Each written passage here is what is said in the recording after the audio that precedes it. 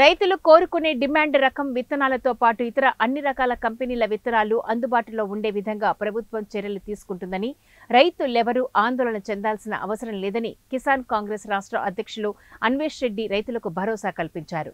శుక్రవారం ఆదిలాబాద్ జిల్లా కేంద్రంలో పర్యటించిన ఆయన కలెక్టరేట్లోని కలెక్టర్ రాజర్షిషాను కలిసి మాట్లాడారు. జిల్లాలో విత్తనాల కొరత లేకుండా చూడాలన్నారు.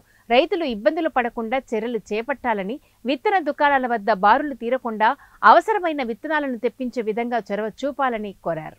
ఇదేదో జరిగిపోయింది, ప్రభుత్వం విత్తనాలను అందించట్లేదు, లాఠీ చార్జ్ చేసిరని చెప్పేసి హరీష్ రావు గారు, కేటీఆర్ గారు, ఇక్కడ ఉన్నటువంటి జోగురామన్న లేనిపోని మాట్లాడుతూ రైతుల్ని గందరగోళం గురి చేసినటువంటి పరిస్థితి తీసుకొస్తా ఉన్నారు.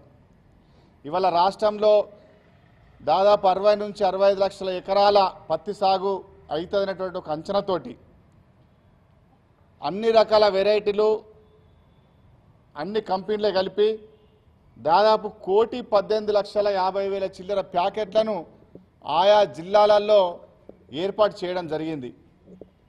ఇందులో ఆదిలాబాద్కి వచ్చేసరికి 4,16,000 ఎకరాలు పోయిన సంవత్సరం పత్తి సాగైంది.